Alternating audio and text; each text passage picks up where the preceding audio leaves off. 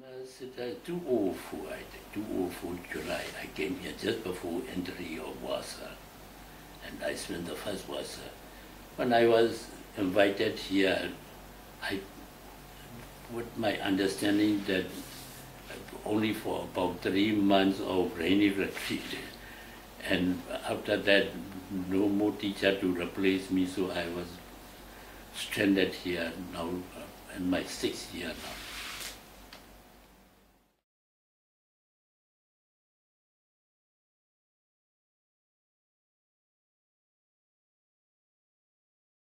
Yeah, if a yogi or a meditator follow strictly according to the instruction given by Mahasi Sir, though it is called Mahasi method of meditation, it is mainly based on the Buddha's discourse on Mahasatipatthana Sutta.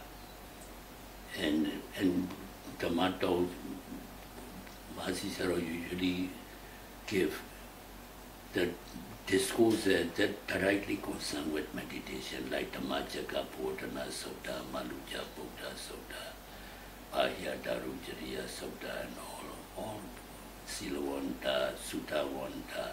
Most of the discourses that Buddha gave regarding meditation experiences or explanation or instructions, Mahasi Sayadaw give.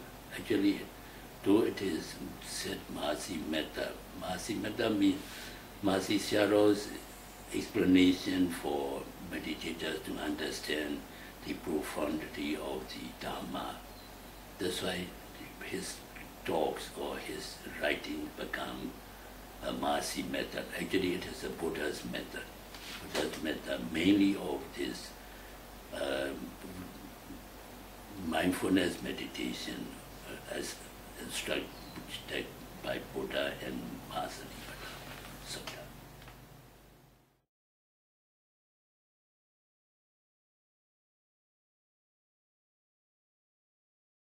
And intensive retreat where the teacher is available, it is better not.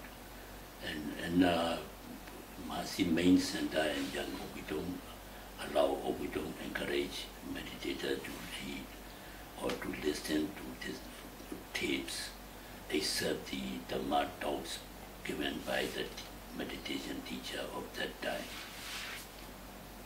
But it will be a distraction through Dhamma talks are Dhamma. The mind can think about it. So thinking is not meditation. So in meditation, if you are thinking even about the Dhamma, it is a distraction and not meditation. So we don't encourage except the prescribed program of the Dhamma talks or interviews. The meditators are not allowed to read or listen to tapes.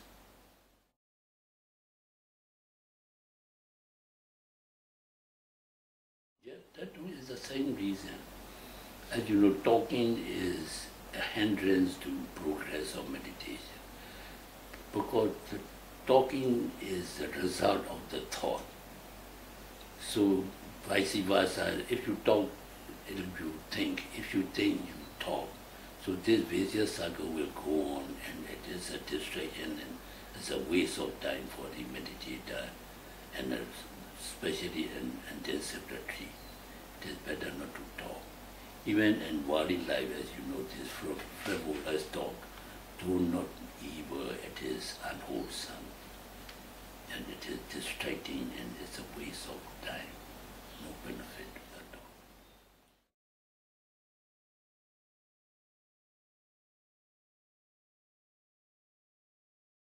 And yeah, that is the same thing, to help a person to be more mindful of the object one is observing. If you are in a hurry, you won't be able to grasp the full detail of full features or detailed features or characteristics of the object in a hurried movement or hurried observation. If you take slow down actions and watch, then you can give more careful attention. Not only slow down we always advise, the most important advice is to take up one object at a time and not to do hurriedly, unnecessary. With modern urgency, people are mostly doing unnecessary haste and activities, like doing 2, 3 things at the same time, so that one cannot be mindful of what one is observing. Like while eating, if you're looking at television, you won't be able to concentrate on television or eating. So that will cause restlessness of the mind or disparity of the object. That's why we don't allow talking too much, or keeping noble silence, or slow, graceful, not very exaggerated slow into is not very proper, because in a retreat, sometimes you have to make speed with other members of the yogi taking part in the retreat. So better to use the word graceful actions better, not very hurriedly, or not very quickly, or not very slow, too slow. If you are outstandingly too slow, then it will be a hindrance to other persons. So we have to go in coordination with other yogis also.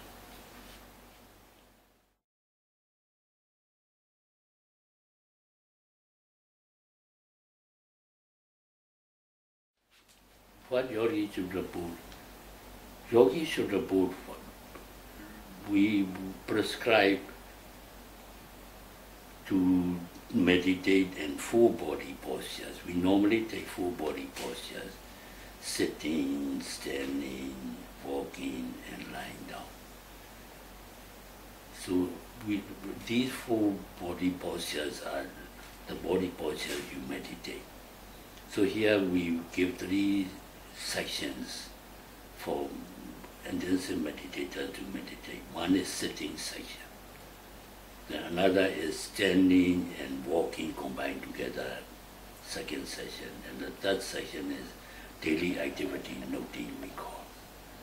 So when a yogi report, they have to report in sitting session, their experience in sitting session, experience in walking session. Walking means including the standing one. And then the daily activity noting is including the lying down when daytime resting or nighttime sleep, when back to sleep, or taking personal cleanliness like going to the toilet or bathroom, bathing. So in these 3 sessions, the yogis should report. And what they must report, and what they meditate is on 4 foundations of mindfulness. So what object they observe, and what are the results, and what are the complications or problems they encounter. And if they give that report, then the teacher can give guidance how to tackle these problems and how to run smoothly in observing the object.